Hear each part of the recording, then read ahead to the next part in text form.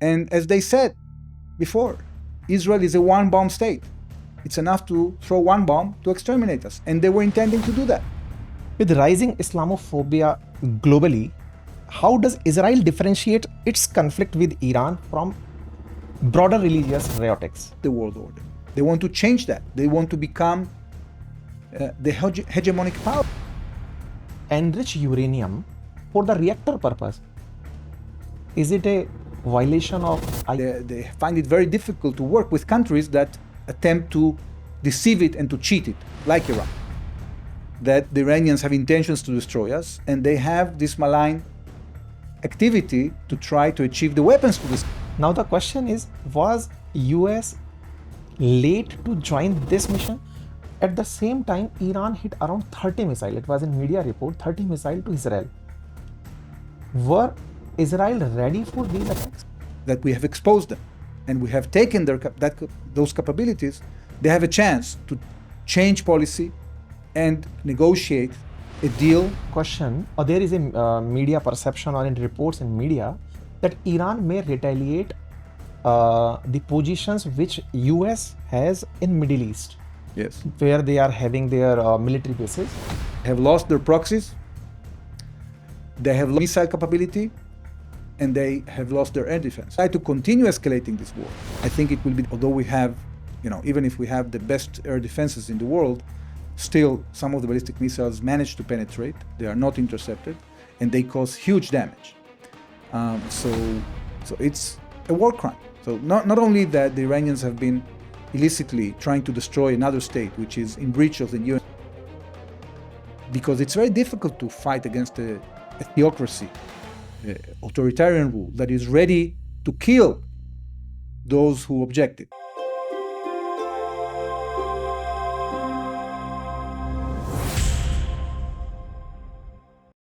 Hello friends, welcome to Ankit Inspires India. The way conditions are currently changing in the Middle East and the way Israel and Iran are facing off against each other, to better understand and gain insight into this topic, today we are going to share with you this interview with the ambassador of Israel. This was filmed today on the 23rd of June 2025 and has been done to provide you with insights on the current situation as of today. Please be sure to mention in the comments anything you find particularly good in this. This is our first attempt. Just as I am very comfortable speaking with you in Hindi, I am not as comfortable asking questions in English, but I am trying so that something better comes out and reaches you. Thank you so much. So, Ambassador, first of all, greetings from India. It's an honor to welcome you today on behalf of millions of Indians who closely watch and care about the evolving situation. The recent attacks and counter-attacks between Iran and Israel have not just shaken border, but deeply affect security, global security, or I say world order as well. So let me first introduce myself, sir. It's Ankit Avasthi. I'm an educator, alumnus of IIT Kanpur. It's a prestigious institute in India. I have already been in civil services in Rajasthan, and now I'm serving my country by inspiring them with the YouTube name Ankit Inspires India. Okay, that's great. In that way, sometimes I feel inspired by Israel. This is the main reason why I am here. We Indians and my followers or my family members, actually I feel my followers and subscribers as a family member, they feel very much patriot by seeing your patriotism, especially of Israeli people. We have many incidents where Israel have defended itself, being a very little in population. They have just recognized in word that they have a good power, they have a good science, they have a good moral, everything. And thank you for that you are sharing your time with us. Thank you so much, sir. Thank you, Ankit. It's a pleasure to be here. Same. Thank you so much. So, Mr. Ambassador, first of all, my question is, what is Israel's biggest concern right now in the conflict with Iran? we felt that we had to take action now because Iran was building two plans to annihilate the state of Israel, to exterminate us. One plan, in which it has embarked many decades ago, that's the nuclear military program. Iran was building nuclear bombs. And actually, in the last few months, after they saw that Israel has managed to defeat Hezbollah in Lebanon, and they saw the change in Syria, they decided to speed up the building of a nuclear weapon. They had a clandestine group that was working on a nuclear device. And we knew that if we don't take action now, they will acquire a nuclear weapon, a nuclear arsenal. And as they said before, Israel is a one-bomb state. It's enough to throw one bomb to exterminate us. And they were intending to do that.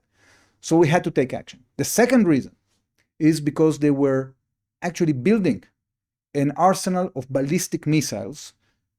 Each ballistic missile carries 1,000 kilograms of TNT. And they had a factory that was building 300 such missiles per month. It means that within 6 years, they would have acquired 20,000 ballistic missiles. And this is like atomic bombs. Altogether, they can destroy a little country like Israel. So we felt obliged to take action now to preempt their attempt to exterminate us, because their leaders actually have been repeatedly stating publicly that they want to eliminate the state of Israel. Okay. So by this, we can say that you act just for self-defense? Yes, absolutely. It was preemptive. Absolutely. Okay. But in another way, may we say that you have violated Iran's sovereignty? Well, of course we had. We had no choice, because Iran has been building in the last 30 years a huge machinery of oppression, aggression, and killing in our region. They have been encouraging radical Islamic elements in West Asia for the last three decades. They were behind the Hamas suicide attacks in the mid-90s that derailed the peace process between Israel and the Palestinians. They were behind the buildup of the biggest terrorist organization ever, Hezbollah, that managed to amass, before the war with us, 150,000 missiles and rockets, and had the means to produce missiles and rockets. All of that was provided by Iran. The money, the training, the technology, everything. You had the Assad regime that was a partner of Iran, and the Iranians were building factories there as well. They built the Houthi terrorist group. And actually, according to the publication, the statement of our prime minister, the Iranians were planning to actually give a nuclear bomb to the Houthis. So their aim was not only exterminating the state of Israel. This was only one stop in the way of getting hegemonious in the Islamic world, taking over Mecca and Medina, and ultimately becoming a leading power in the world. Sir, by you, may we know what is the core conflict between you and Iran? Conflict, why they hate you? Well, we have no conflict with the Iranian people, by the way. We have a very long friendly relationship with Iranian people that goes back 2,500 years, from the time of Cyrus the Great, in which during that time the Persian Empire emancipated all the peoples of the empire and allowed them to practice their religion. He allowed the Jewish people to go back to Jerusalem and rebuild the temple. Since then, we have very good memories and very good connections with the Iranian people. But this radical Islamic revolution created a regime that actually sees Israel as a cancerous tumor. That I'm using their words. Okay, they see in Israel a foreign entity. They don't recognize Israel as an indigenous people. You see, and they think that we do not deserve sovereignty in our own country. So they are basically coalescing with those Palestinians, those Lebanese, those Syrians, those Yemenis that think like they think, and they have been attempting to encircle us in a ring of fire with the 6 armies they have built especially following the chaos that started in the Middle East in 2011 with the Arab Spring. So they've been using this vacuum in which there was lawlessness in this region in order to get stronger and in order to spread their empire, of course, by destroying us. As you have mentioned, their radical Islamism, if I may say, with rising Islamophobia globally, how does Israel differentiate its conflict with Iran from broader religious riotics? Well, Israel is a state in which everybody enjoys religious freedom. We have in Israel 15% of Muslim population, and the Muslim population is equal before the law, is working in hospitals, is working in government, is part and parcel of a society, and they are included in our economy. In fact, when it comes to women's rights, for example, Muslim women in Israel are employed at a much higher rate than they are employed in any Arab country or even in India. Okay, so what we are trying to do is to promote this socioeconomic situation, advance the socioeconomic situation of the Muslim population in Israel, and this has been a great success. So we don't have anything against Islam. Muslims in Israel are free to pray, are free to wear whatever they want to wear, are free to practice. So there is a difference between those people that want to merge into society and accept, the authority of the state and accept the world order. You were talking before about the world order. What the radical Islamists want to do in Iran, the regime, they want to shake world order. They don't accept the world order. They want to change that. They want to become the hegemonic power. They want to actually undermine the international values that we were all, united behind. Take, for example, how they treated their membership in the NPT. They have breached, according to the IAEA, the Nuclear Atomic Agency, they have breached the Safeguards Agreement. That's the agreement that actually allows a country to enjoy nuclear civilian technology for the purposes of energy and other purposes, medical purposes. They abused that, and they created a clandestine military program at the same time. And we have exposed that. Okay. Same question with this, with the follow-up of this question actually of the nuclear enrichment program. Countries, those are having nuclear reactors to produce a clean energy, they have enriched uranium. By saying so, Iran was also saying that we are having nuclear reactor with the help of Russia from 2011, if I'm factually correct. They have established in 1994 good relation with Russia, and afterwards they started their first nuclear reactor in 2011.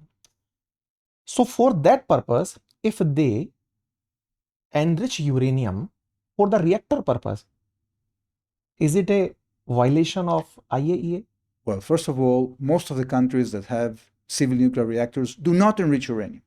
There is a very small list of countries that enrich uranium.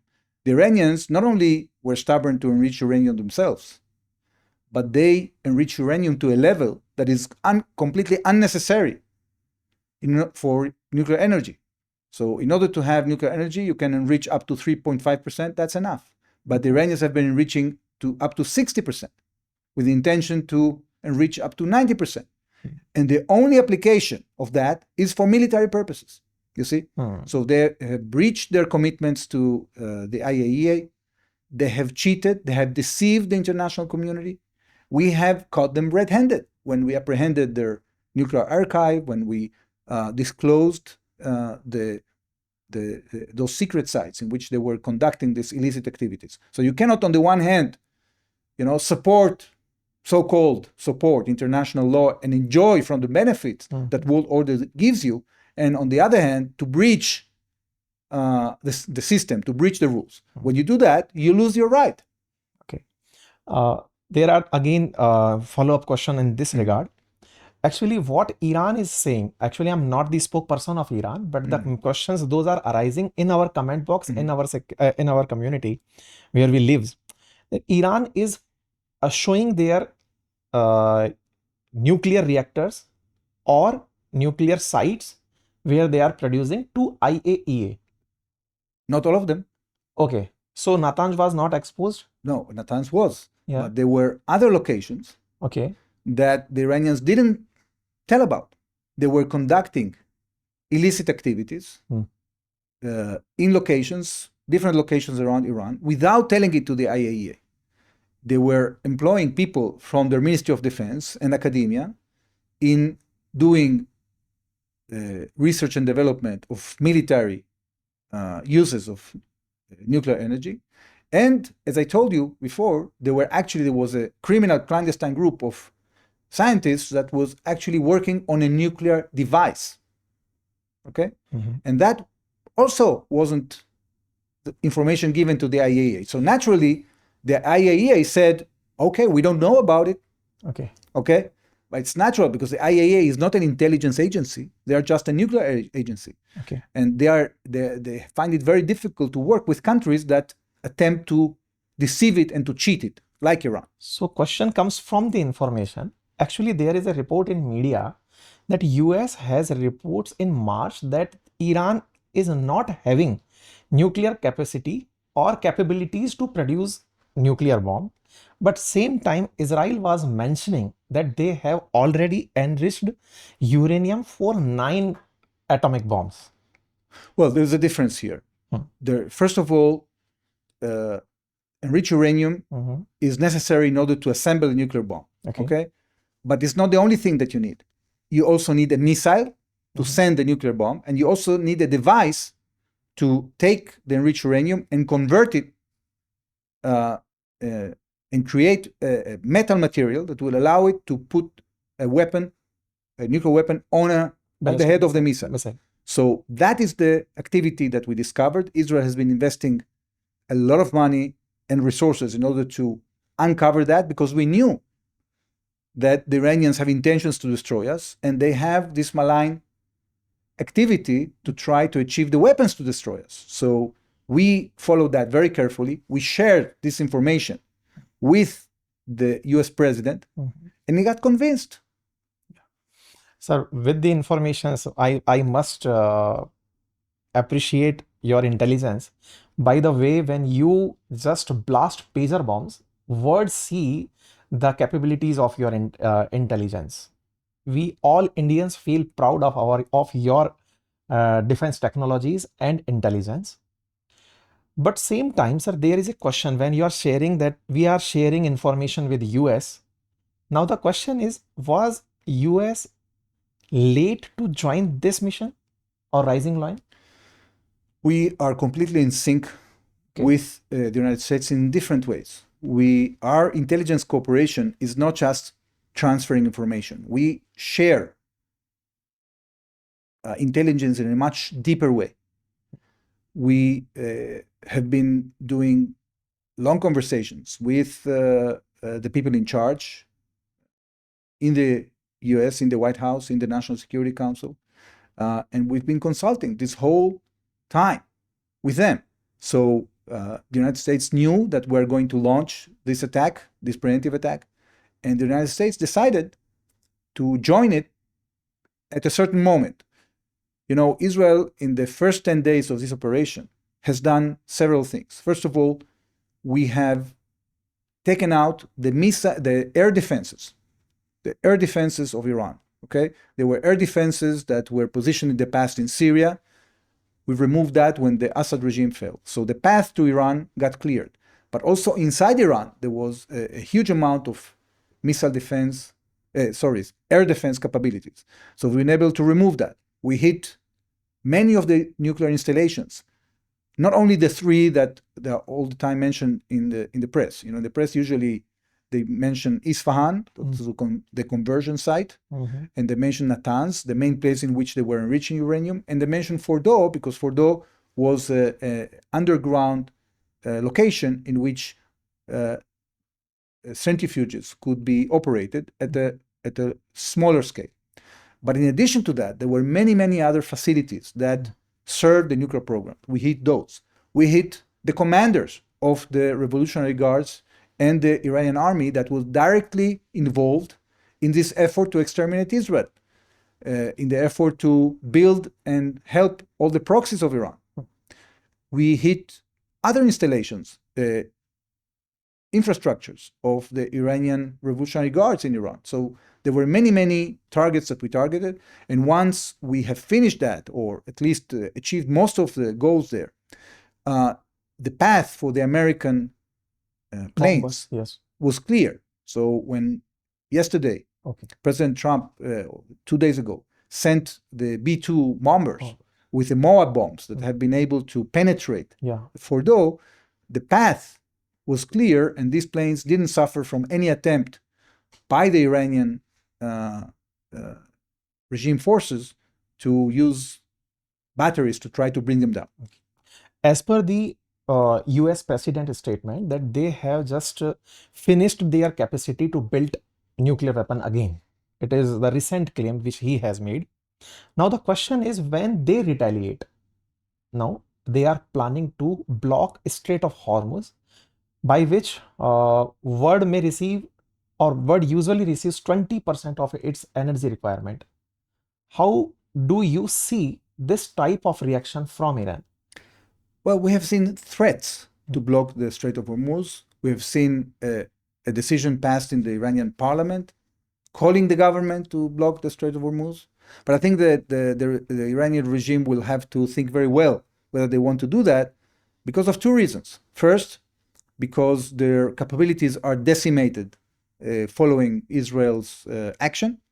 But in addition to that, the United States has committed to retaliate in a massive way if Iran does that. Now, I must remind you that as a result of our action, the Iranian capability to stop any American action, which is actually much more powerful than the action that Israel is very minimal. And therefore, I'm not sure that it's in their interest to do so. I don't know what they will do. I don't have any clue regarding Iran's regime plans, but the president of the United States was very clear. He's calling now Iran back to the table, because what Iran was doing, they were exploiting the 60 days that President Trump gave them to negotiate. They exploited it to try to sneak out to a nuclear weapon. Now that we have exposed them and we have taken those capabilities, they have a chance to change policy and negotiate a deal that will restore international security. Okay, thank you, sir. There is a question, or there is a media perception, or in reports in media, that Iran may retaliate the positions which US has in Middle East, Yes. where they are having their military bases. If it happens, will the sovereignty of another countries like UAE, Qatar, Saudi will definitely get harmed? So may it will convert in a world war? Well, first of all, I think it would be highly irresponsible from the part of Iran to, conflagrate a conflict with other countries that didn't attack it. So if they decide to attack other countries, I think that they are going to have to suffer from retaliation of those countries. If they try to hit American targets, I think that we'll have to suffer the retaliation of American might, which, as I told, is much bigger than the Israeli one.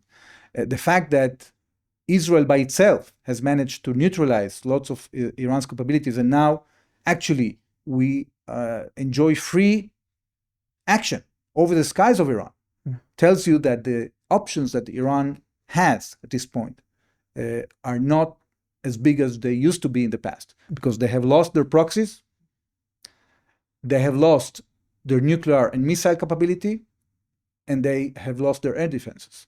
So if they decide to continue escalating this war, I think it will be detrimental for them.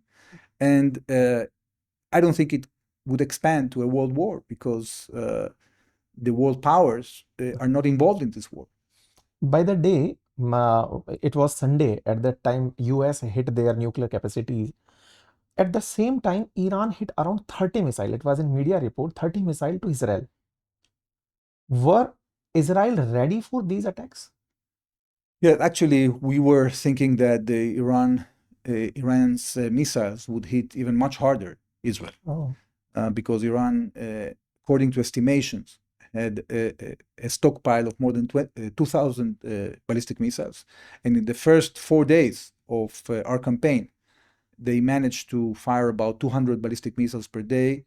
And unfortunately, 24 Israelis died and hundreds more were wounded. Although we have, even if we have the best air defenses in the world, still some of the ballistic missiles manage to penetrate. They are not intercepted, and they cause huge damage. So these missiles continue to be fired at Israel, but at a lower pace. So if we started, as we said, like with 200 per day, now it went down to a few dozen. And I believe that as a result of the very good effort of the Israeli Air Force in hunting down the launchers of these missiles, we've been able to hunt down more than 50% of these launchers. It's going to be more difficult for the Iranians in the future to continue this campaign of missile attacks. But no doubt, there's a lot of devastation in Israel. Millions of people have to go to shelters almost every night and every day. This is a situation that we want to stop, of course, and we are working on that. We are doing the best we can in order to continue decimating Iran's capability to harm us. So on one hand, you target Iran capacity of defense. On another hand, you are saying make Iran great again. How does these two statements correlate to each other? Well, first of all, there is another distinction that we are hitting military targets. Okay. However, the Iranians are hitting civilian targets. So it's a war crime. So not only that the Iranians have been illicitly trying to destroy another state, which is in breach of the UN Charter, so they cannot complain that we are now, sort of hurting their sovereignty, because they were the ones that actually attacked us for years and sworn to destroy us. But in addition, they are committing a war crime by firing these missiles at civilian centers. Okay? Now, this utterance you mentioned, MIGA, this was mentioned by the President of the United States. And we tend to agree with him. We think that the Iranian people are peace-loving people, sophisticated people. They are civilization, an old civilization, and they deserve a better leadership. But Israel didn't have a plan, neither the United States, an operational plan of regime change. We hope that as a result of the fact that we are hurting the military infrastructure of the Revolutionary Guards, that the Iranian people will rise and will assume their historic role in freeing their country from this oppression. It is unimaginable what the Iranian people have been suffering under this regime. Women that have been killed just for not wearing a hijab, people that have been tortured in their jails, including the Evin prison, the infamous Evin prison, in which people are being tortured, raped, assassinated. The situation in Iran is very, very bad. But sir, in media, pictures which shows retaliation or momentum in Iran against Israel by the people is very high. Well, the regime has managed to take some demonstration out. I think that they still enjoy support from radical elements within the regime. There are people that are getting salaries from the regime. They are part of the Revolutionary Guards. However, we know, and everybody knows, this is a minority.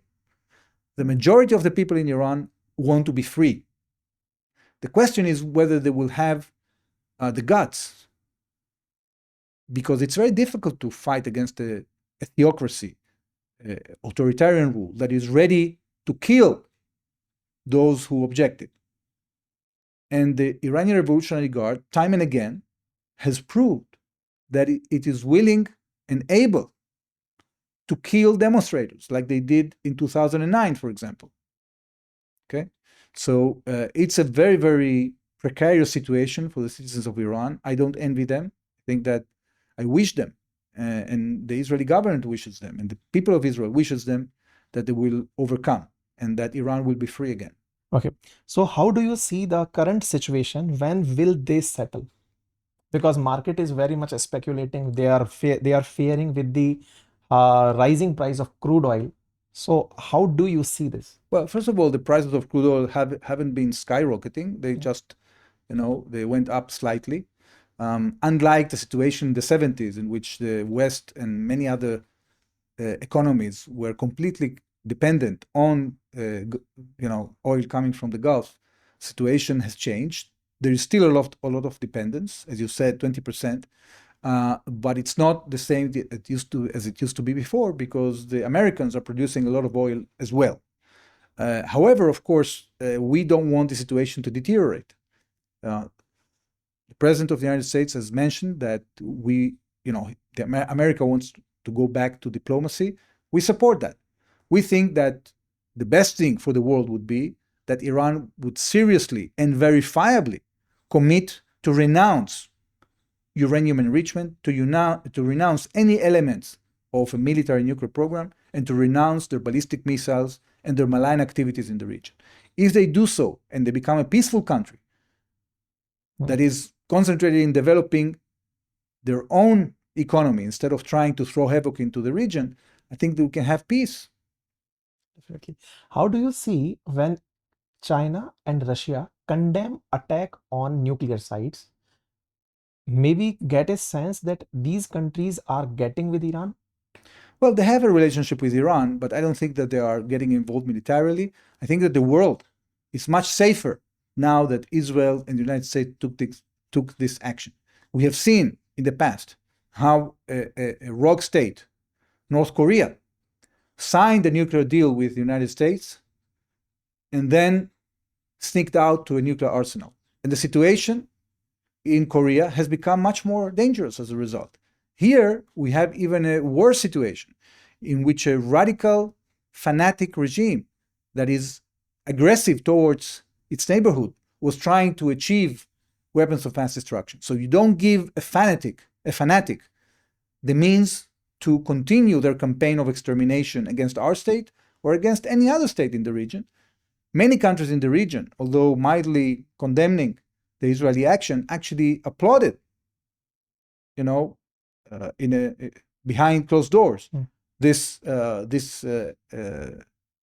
step that Israel took, because actually they have become much more safe as a result of that.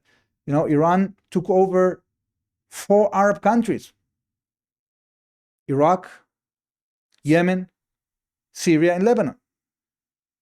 Fortunately for some of these countries, now the Iranian role has diminished. In Lebanon, you have a new government that is giving hope for the Lebanese people, that engages in trying to unify the weapon of the country and not to allow Hezbollah to serve the agenda of Iran. You have a different situation in Syria now, although there you also have a problematic element, a jihadi element, but at least they are not engaged in regional wars at this moment. We hope that this malign influence of Iran will dissipate, and if that happens, I think that the entire region will be safer, will be able to engage with the pragmatic countries in our region in expanding the Abraham Accords, in creating more stability and more prosperity for our people. By mentioning these 4 countries, I think that you have just forgotten about Palestine. They have already disturbed Palestine as well, if I may say so. Sir, what about Hamas? Actually, they are being, as in the media reports, what we are seeing, that Hamas was supported by Iran. Still, they are there.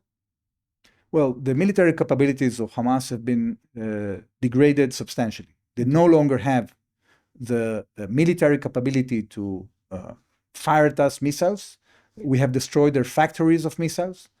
We have been able to take out more than 20,000 Hamas terrorists.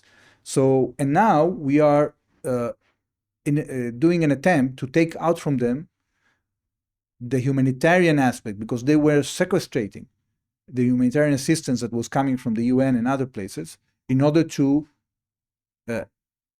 keep dominance over the Palestinian people in Gaza. So we have established a new organization called GHF, and we are cooperating with local forces to distribute food directly, free of charge, to the Palestinian people, instead of the situation that was happening there before, in which Hamas was actually taking the assistance and then charging the population. So, do Israel believe in two-nation theory of UN? Well, we believe that Palestinians deserve to be self-ruled. We support that. However, we don't want a situation in which they will attack us. So as long as they can rule themselves without putting presenting a danger towards Israel, we would agree to that. Unfortunately, when we withdrew from the Gaza Strip, a few months after Hamas took over, and for 17 years, they have radicalized the population, the education system from the age of 2 or 3. They have actually enslaved the entire economy. Anything that was entering to the Gaza Strip had to pay tax to the Hamas military machinery. And they have created, they have built hundreds of kilometers of tunnels. They have embedded themselves, their headquarters, under hospitals, under UN installations. They have breached any rule of humanity in order to try to prevent Israel from retaliating against them once they launched the 7th of October. So this was a very, very challenging moment in our history because we were caught, by surprise, both intelligence-wise, but also operational-wise. And we had to actually organize ourselves to not only counterattack, but make sure that Israel is freed from this ring of fire that Iran built around us. And thank God, we have succeeded. And now the aggressor that has been acting with impunity, Iran has been acting with impunity for decades. They were sitting back in Tehran thinking that nobody can hurt them because Israel is a small country, and they kept us occupied with these proxies, these terrorist organizations. So they thought they are completely immune. But we proved that that's not the case. We have peeled off all these proxies, and we have retaliated against Iran. And today, the Iranian regime knows that it is paying a very high price. And the investment they had, tens of billions of dollars, if not hundreds of billions of dollars, that they invested in this machinery of death, is now decimated. Okay. Thank God. Last question is, how do you see support of Pakistan towards Iran? Actually, it relates to us. Well, I don't have information regarding how Pakistan supports Iran. I haven't seen that Pakistan has been involved in this conflict. Initially, they have mentioned that they will support Iran. That media report and the statement of their prime minister also came. Yeah, so there are different kinds of support. I haven't seen so far material support. We know that in the past, at very early levels or stages of the Iran nuclear program, there was some aspect of contraband of nuclear knowledge and materials from Pakistan towards Iran that was exposed in the past by the IAEA, and that is what led actually to the first campaign of sanctions against Iran. I was part of a team that was in charge of putting more sanctions on Iran in order to get them to cooperate with the international community. Unfortunately, the Iranians came through to negotiate, but they didn't do it with clean hands. They got into a deal that actually would allow them to enrich uranium in an unlimited quantity after the terms of the agreement would sunset. And therefore, we didn't agree to that agreement. We thought that is detrimental to our interest because it paved the way of Iran to a nuclear weapon. And it only put on Iran temporary limitations. So when the United States went out from this agreement, we had a challenge to prevent Iran from continuing the program. We have managed to do that in different means throughout the years because, frankly speaking, nuclear technology is not a very sophisticated technology today. It's an old technology from last century. So any country that would embark in a nuclear program could possibly, build the capability in 4 or 5 years. So the challenge was very, very difficult to face. Because when you have a combination, as I told you before, between a regime that is radical, fanatic, and is swearing to destroy other states, and they try to acquire the means to do it, then the world has a problem. Then we have to act. And I'm happy we took action. Okay. What if Pakistan became such radicalized towards Israel because it is not accepted Israel as a country? Well, I hope. Time yeah. cut. Okay. I Last will and answer final. this one. I think that the action Israel took and the United States took set a very good example and a very good precedent that those countries that are going to engage in radicalism, are going to engage in trying to destroy other countries, are going to engage in supporting terrorist groups, they have to look very well at what happened to Iran now. Okay. Thank you so much, sir. Thank you so much for your this precious time. By this, we definitely clear our doubts of our listeners. Thank you so much, sir. You are Thank very you, much Ankit. kind to us. Thank you. Thank you. Thank you.